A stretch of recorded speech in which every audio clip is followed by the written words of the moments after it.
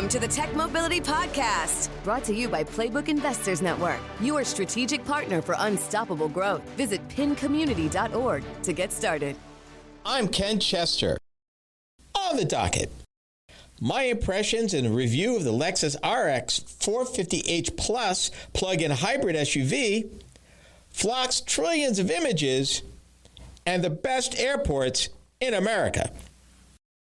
To join the conversation, be it to ask a question, share an opinion, or even suggest a topic for future discussion, call or text the TechMobility hotline. That number, 872-222-9793, or you can email the show directly, talk@techmobility.show.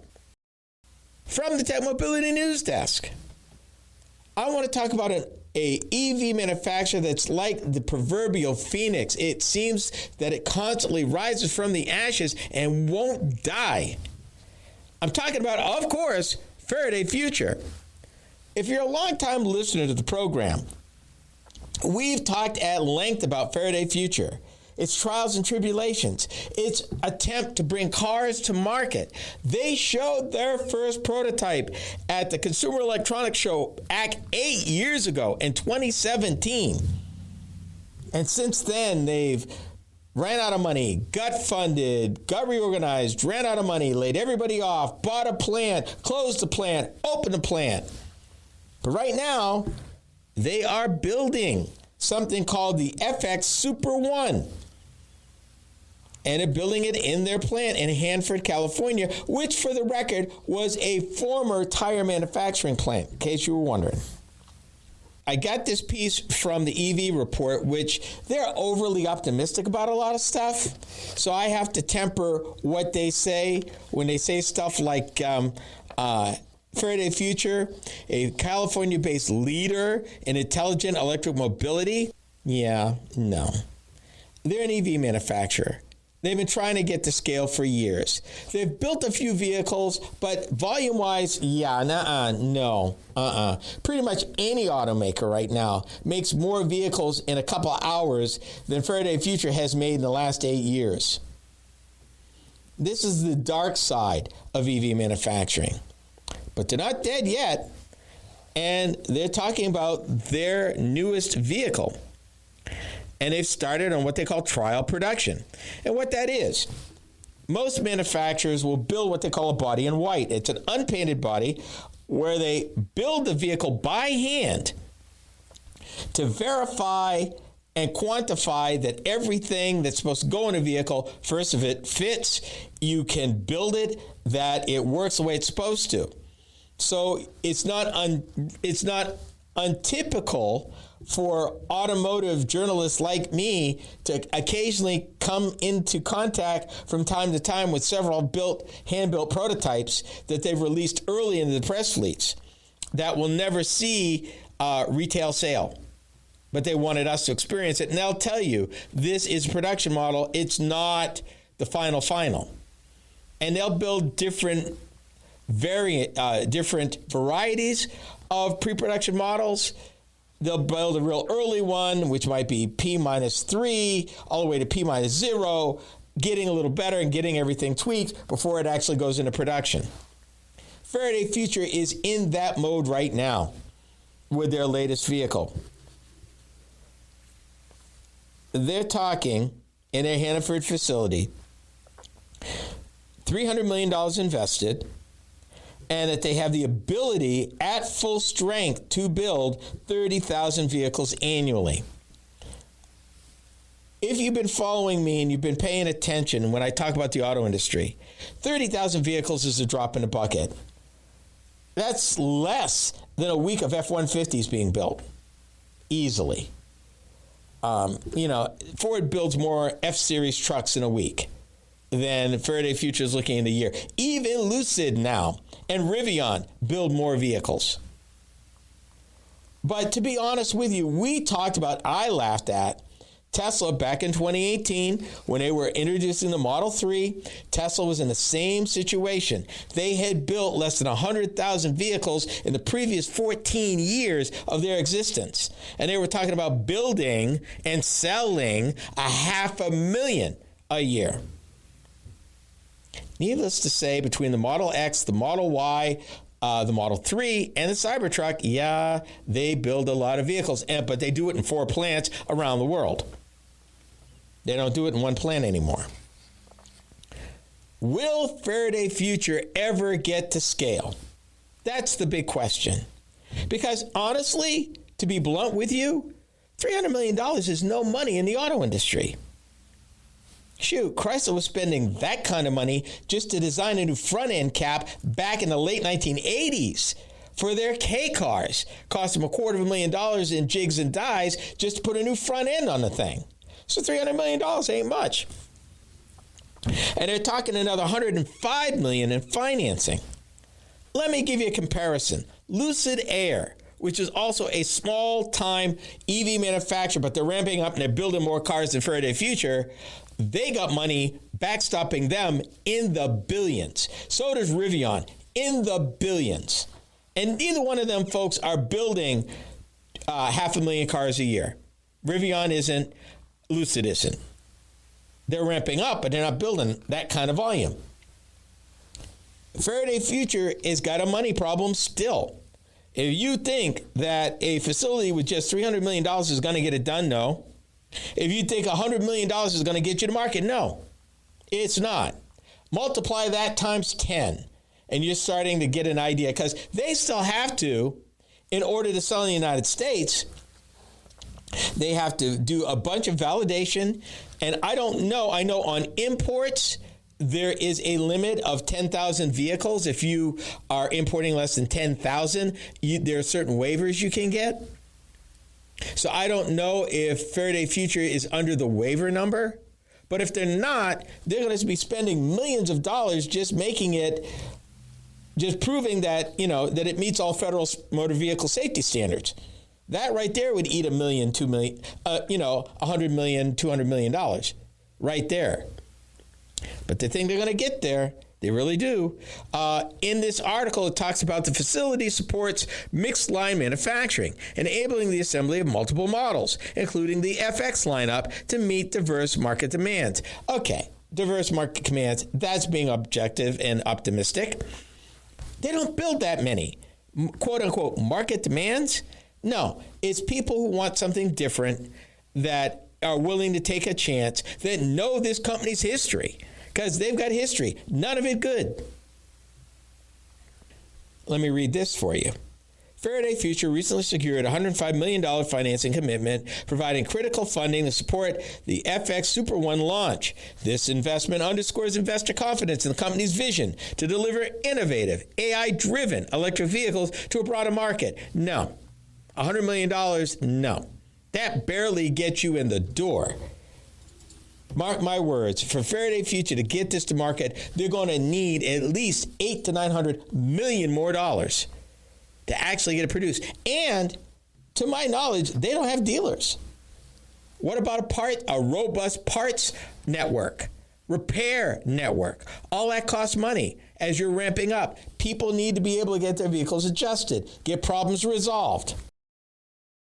Their engineering and safety testing says this: the company aims to deliver a vehicle that redefines the luxury MPV segment, challenging traditional models like the Cadillac Escalade. Arlington, Texas just got a $1 billion upgrade. And they're getting ready to move the electric versions of the Escalade to a whole new plant. Trust me when I tell you, GM's spending way more money than that. So we'll see. I'm surprised we talked about Faraday Future, but here we are. They got some money, but I can tell you it's not enough. So the question is, will they pull another rabbit out of a hat, or will they end up like Fisker? Remember Fisker? You probably don't, but they made the Fisker Ocean, and they actually built 20,000 of them before they went out of business. And that was his second go-round. The Lexus RX plug-in hybrid offers motorists the best of 3 worlds. My impressions are next. You are listening to the Tech Mobility Show.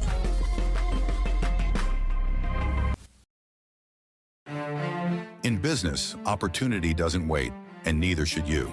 At Playbook Investors Network, we connect visionary entrepreneurs with the strategies, resources, and capital they need to win. Whether you're launching, scaling, or reimagining your business, Our network turns ambition into measurable success. Your vision deserves more than a plan. It deserves a playbook that works. Playbook Investors Network, where bold ideas meet bold results. Visit pincommunity.org today.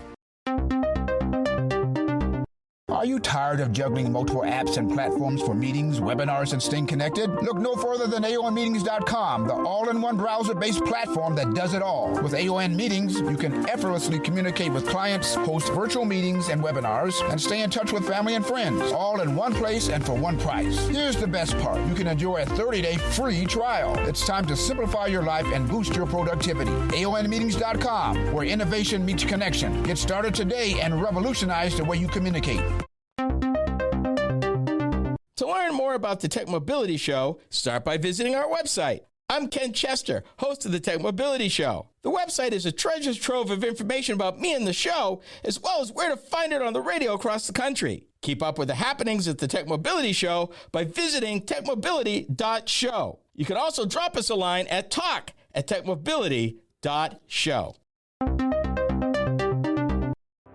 Every great business starts with a spark, but taking it to the next level takes strategy, connections, and capital. That's where Playbook Investors Network comes in. We're your strategic partner for accelerating growth, navigating challenges, and capturing market opportunities before your competition does. Your business is more than an idea. Let's make it an impact. Playbook Investors Network. Your future starts here. Learn more at pincommunity.org.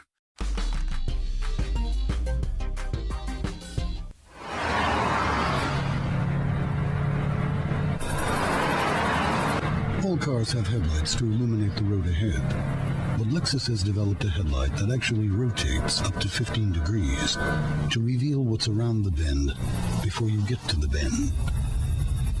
What kind of a difference can 15 degrees make? A very noticeable one.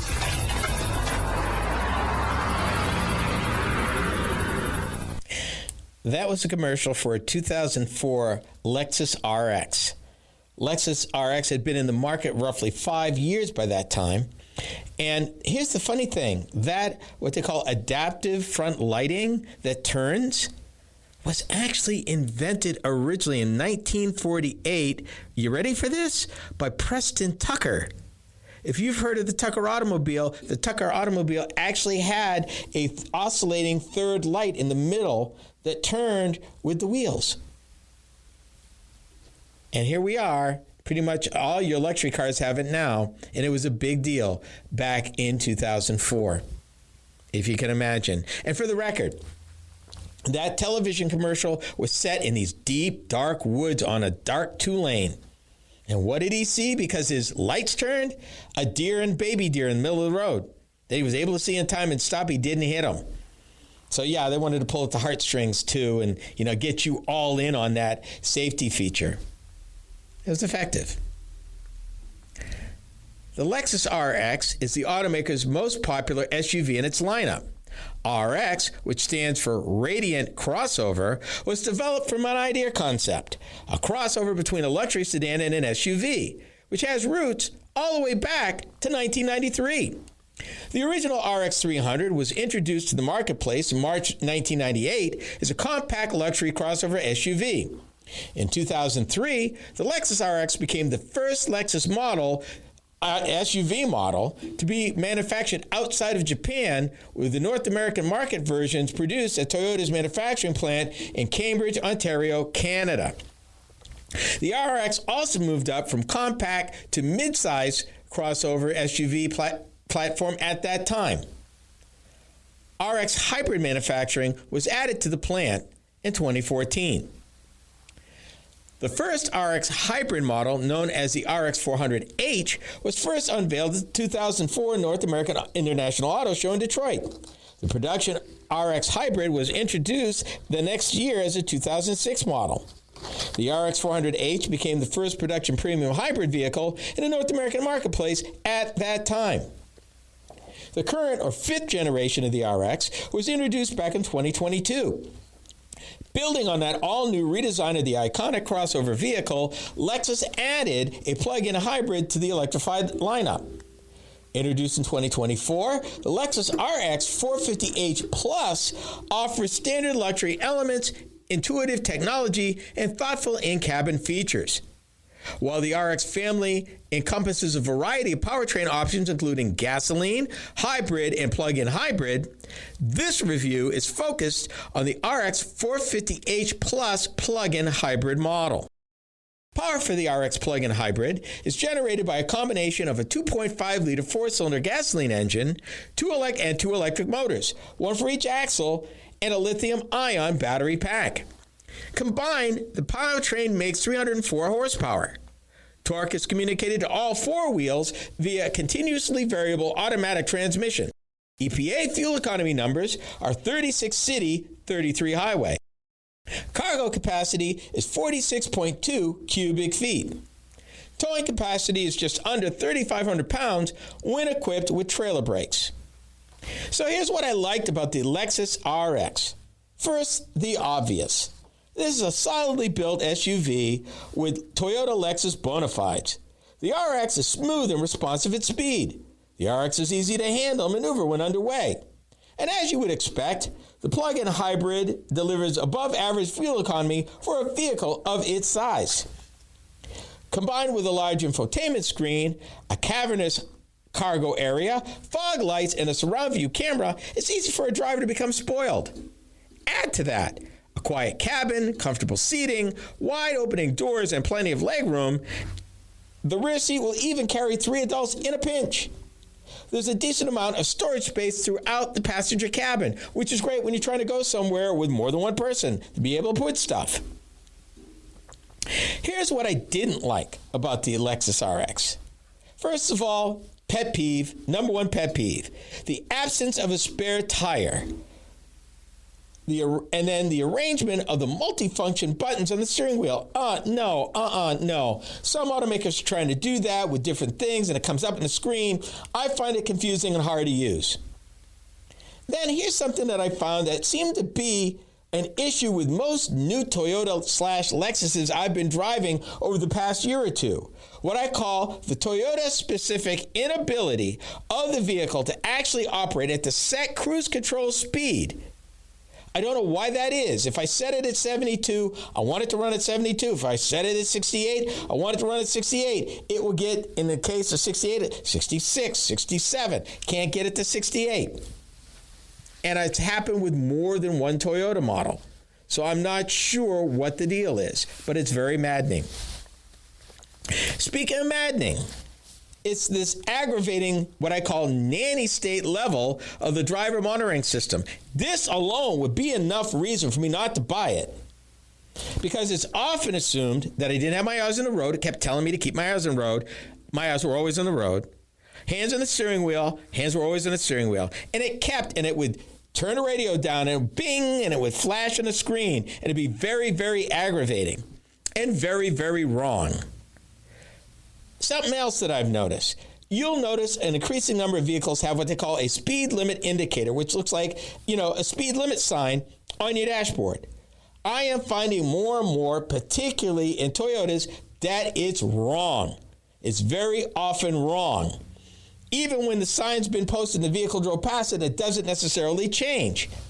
And then I've got a stretch of road, and there's no change in speed and there's no change in the road, but for some reason, for about 150 yards, the speed limit indicator drops to 25 miles an hour, but it's a 45 mile an hour zone through the whole thing. There's no construction, no nothing. Why it does that, I do not know. But yeah, at lower speeds, it's often wrong more times than it's right.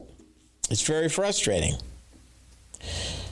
The split fold-down rear seats don't fold flat with the cargo floor. And there's no retained accessory power. Now, the last thing, and I admit this is subjective, I'm finding that new Lexuses now feature what I call bland interior styling, as if Lexus doesn't seem to feel special anymore. Fully capable, unflappable, and comfortable, yes, but not upscale luxury, at least not that feeling. So here's my bottom line. The Lexus RX 450h Plus performs like, well, a Lexus. The wow factor styling seems to be lacking, and I mentioned a list of shortcomings and dislike that I find surprising at this price point. It does beg the question, however, has Lexus grown content? I wonder. I really wonder. Didn't seem to be that way in the relentless pursuit of perfection. I wonder if they just decided that they've gone as far as they want to go. It's unfortunate because other automakers are trying harder. There was a time when Lexus owned the field. It was Lexus, Cadillac, Lincoln, and the Germans. That's not the case anymore. Everybody's stepping up, including vehicles that weren't necessarily luxury. Flock is looking to partner with a consumer dashcam company for access to trillions of images. Another case of you as the product. This is the Tech Mobility Show.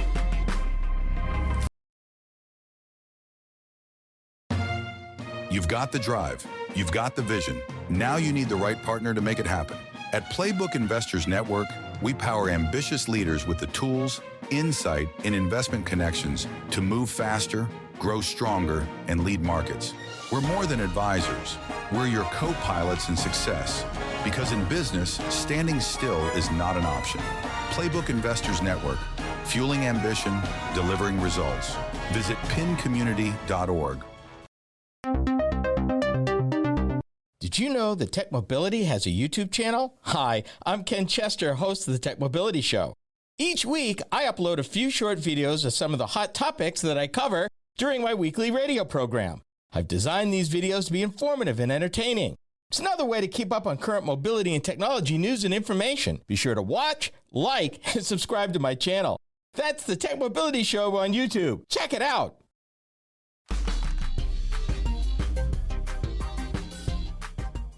404 Media reports that Flock, the surveillance company with automatic license plate reader cameras in thousands of communities in the United States, is looking to integrate with a company that makes AI-powered dash cams placed inside personal cars.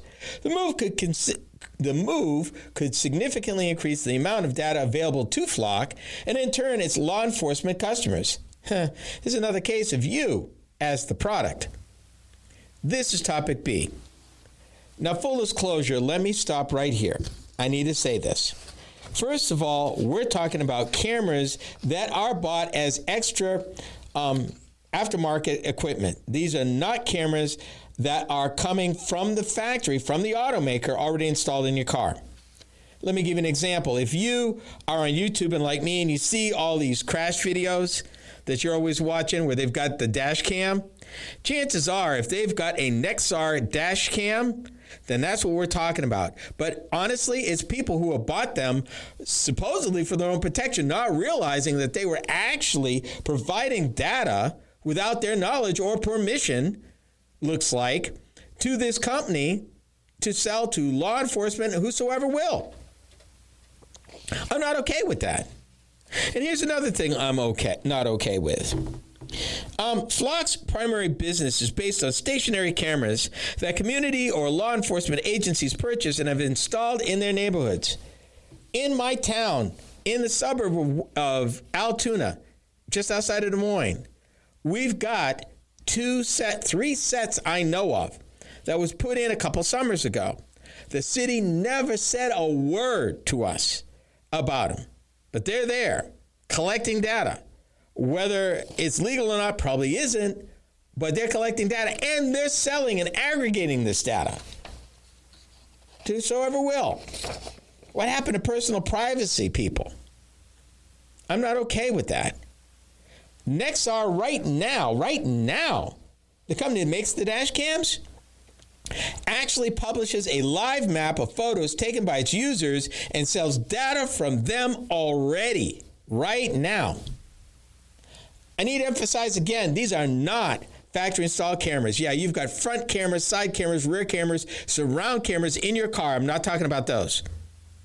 I'm talking about the aftermarket cameras somebody would buy as a dash cam. That's what I'm talking about. And this company, Nexar, that collects all that data from all those of its dash cams in all those vehicles. Now, of course, they don't market it that way. They market it to you as, security, protection, documentation, things like that. What they're doing behind your back is selling it to cities, law enforcement, and customs and immigration. They sell them to them. 404 Media previously reported that local police perform immigration-related flock lookups for ICE, and recently that Customs and Border Protection had direct access to flock systems. We reported on that here a number of months ago. The company describes it as crowdsourced vision, showing the company is willing to leverage data beyond individual customers in using the cameras, I'm talking about Nexar, to protect themselves in the event of an accident. What happened to personal privacy? What happened to being a quote-unquote private citizen? It's bad enough you got Nest cameras in neighborhoods. They're capturing stuff. You got Nexar cameras that you're paying for to put in your car that is capturing data. And of course, there's no narrative. It sees what it sees and may not necessarily be true what it sees. And that is assuming that people who are authorized to have access to this data are the only ones that do. But when you have this, it's too tempting. It's too tempting. The data is there and available. There are no laws that say we're going to keep this secure. We're going to limit access to this data. We are going to make sure that only these authorized people have access to it and that they're going to only use it in this way. And more importantly, I don't even know how you opt out of this. I'm not even sure there's a way for you to opt out to tell Nexar, don't use my data. Don't use what you find on my camera. I don't want it used. Purge it. Again, we are wanting for federal laws when it comes to personal privacy and security relative to the average American citizen. Big data is getting information any way it can and selling it to whomever will, for better or for worse. And don't tell me for 1 minute that you don't think some of this is going to get into the hands of bad actors somehow. Where are the federal laws? Where are the guidelines? Where are the guardrails? Where is the opportunity to opt out if you want to protect your privacy, protect your family? There aren't any. And Flock wants in. They want all of this. The part that keeps bothering me is people pay Nexar to buy their cameras. And I don't know that if Nexar is disclosing what they're doing with the data, in fact, that the data is actually going to them that they're recording. I wonder if the average dash cam owner knows that. I'm wondering if Nexar is even required by any kind of law, federal or state, to disclose that they're doing this. This is how we use your data. And this is how you opt out. And if it is, it's buried so deep in the end user agreement that you'd never find it anyway. In all that small print, if it's even there. Data is what's being bought and sold. You are the data. In the United States, we have been woefully lacking at protecting our citizens against big data and using our personal information for and against us and for and against other people. It's not okay. It's never been okay. And this has always been a pet peeve on this program. Because I read stuff like this and I'm like, are you serious right now? Where's our protection? Where's our help? In case you're wondering, oh, Ken, you're going overboard. Am I? Let me remind you of something. We talked about a previous story where they were planning to use hacked data in a new product called Nova to help police jump from license plate readers to a person specifically, including friends and family. And only after it was uncovered, they shelved the plans. And in case you're wondering, even with these cameras that people are buying, they said that next car customers drive 150 million miles a month, creating trillions of images. Did I mention people pay for those cameras? And there's nothing in here that says that people have the ability to opt out or people even are aware that this is happening. It's not okay. Just because they can don't mean you should let them. And if you decide to let them, honestly, you should be cut in for some of the money, I think. But you should have the choice. And that, I think, is the biggest issue right now. You should have the choice. You should be the one that says either it's okay or it's not okay. What makes an airport special? We take a look at one ranking of one commercial airports in the United States. We are the TechMobility Show. Are you tired of juggling multiple apps and platforms for meetings, webinars, and staying connected? Look no further than aonmeetings.com, the all-in-one browser-based platform that does it all. With AON Meetings, you can effortlessly communicate with clients, host virtual meetings and webinars, and stay in touch with family and friends, all in one place and for one price. Here's the best part. You can enjoy a 30-day free trial. It's time to simplify your life and boost your productivity. aonmeetings.com, where innovation meets connection. Get started today and revolutionize the way you communicate. To learn more about the TechMobility Show, start by visiting our website. Hi, I'm Ken Chester, host of the TechMobility Show. The website is a treasure trove of information about me and the show, as well as where to find it on the radio across the country. Keep up with the happenings at the TechMobility Show by visiting techmobility.show. That's techmobility.show. You can also drop us a line at talk@techmobility.show. In business, opportunity doesn't wait, and neither should you. At Playbook Investors Network, we connect visionary entrepreneurs with the strategies, resources, and capital they need to win. Whether you're launching, scaling, or reimagining your business, our network turns ambition into measurable success. Your vision deserves more than a plan. It deserves a playbook that works. Playbook Investors Network, where bold ideas meet bold results. Visit pincommunity.org today. Did you know that TechMobility has a YouTube channel? Hi, I'm Ken Chester, host of the TechMobility Show. Each week, I upload a few short videos of some of the hot topics that I cover during my weekly radio program.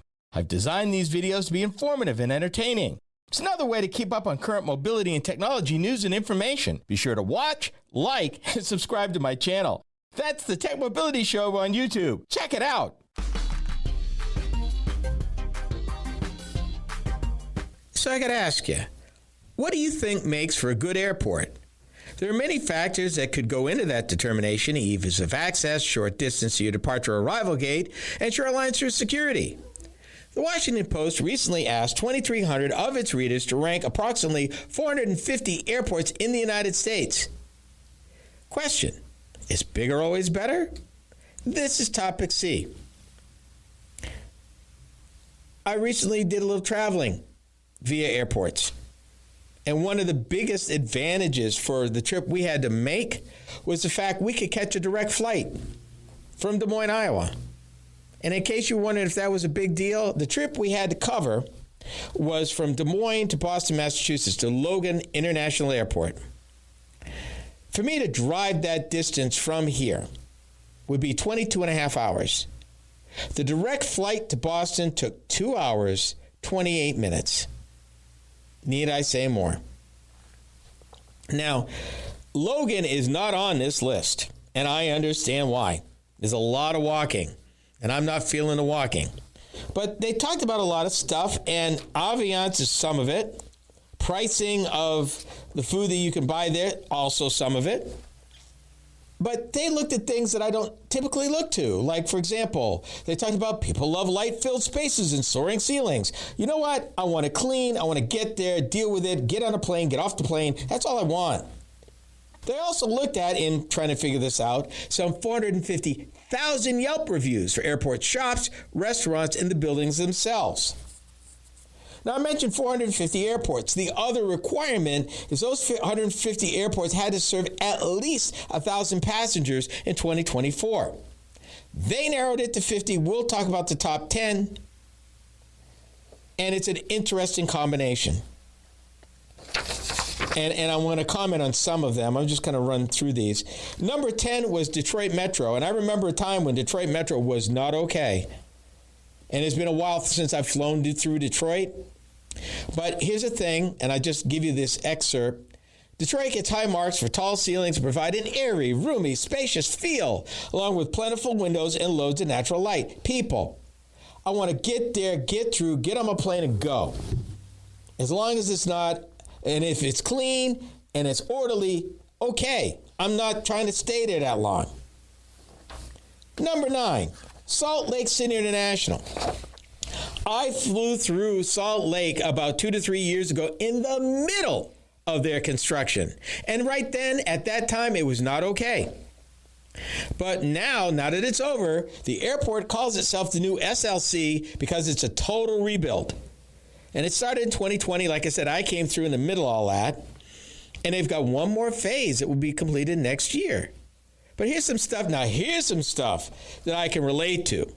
And they're all practical considerations. Passengers are never more than 150 feet from a restroom. Imagine, trust me, it's important. Each seat at a gate, each one, has a place to plug in and charge. Thank you, Salt Lake City. And families waiting to welcome loved ones or say goodbye could gather outside security in the greeting room with a fireplace and comfy furniture. I like that. That's pretty cool. I have not remembered going from Salt Lake into downtown. They say it's close. But yeah, those kind of things I'm down with. I'm not feeling the artwork that they love and all that. But public transportation, direct to the airport. Love it, love it, love it. Number 8, Indianapolis. I haven't been to Indianapolis in a long time. But they boil it down to 2 words. Easy everything. Easy everything. It's easy to get in, easy to get out. It's just easy. It's easy to go to. I like that. I can do that. For y'all down in Albuquerque, you're rated number 7 on this survey, and I haven't had the privilege of going through the Albuquerque International Sunport, but let me read this. Few airports embody their location more than the Sunport, a study in southwestern aesthetic. The Adobe-style terminal feels as if it belongs in a local pueblo rather than a gateway to New Mexico. I could do that. I like that. We'll see. And they say it's 5 miles from City Hall. Wow. Okay. Yeah, I'm going to have to come there sometime. Now, this one, I grew up in New England. I grew up in Massachusetts. I have never flown out of this next airport, ever. Number 6, Rhode Island's T.F. Green International out of Providence.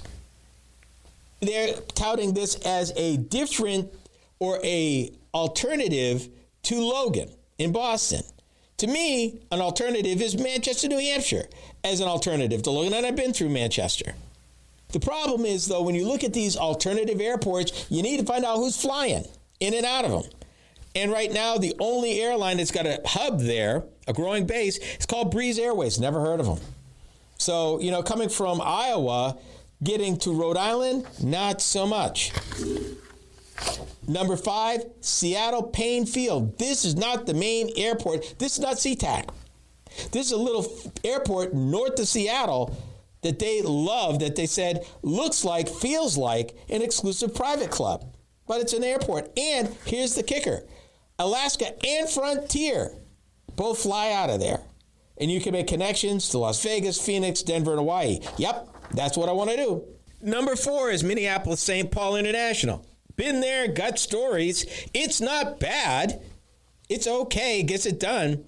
They say the amenities of a metropolis with a small airport feel. No, I never thought Minneapolis-St. Paul was small. But it is an easy airport to operate, and you can find food there, and it's not that hard. And yeah, they've got a dedicated public transportation goes right to the airport from downtown, so that's good. Number 3, me and the Washington Post are going to strongly disagree about this one.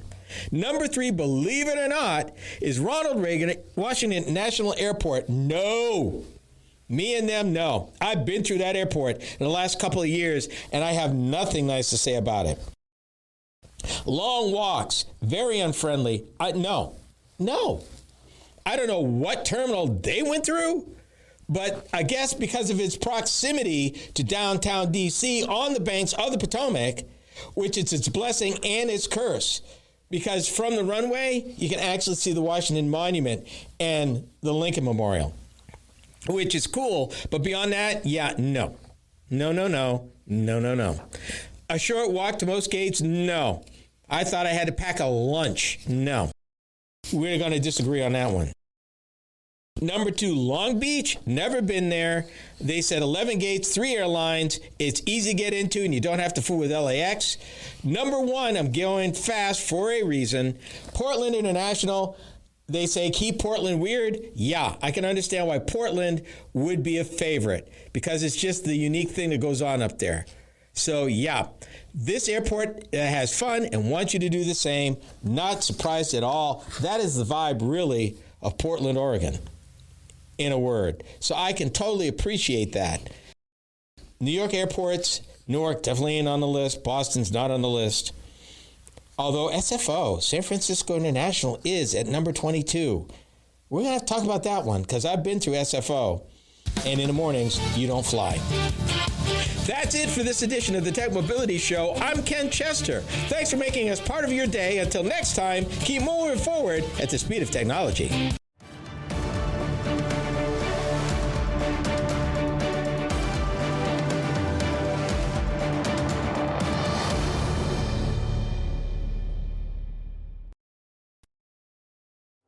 Every great business starts with a spark, but taking it to the next level takes strategy, connections, and capital. That's where Playbook Investors Network comes in. We're your strategic partner for accelerating growth, navigating challenges, and capturing market opportunities before your competition does. Your business is more than an idea. Let's make it an impact. Playbook Investors Network. Your future starts here. Learn more at pincommunity.org.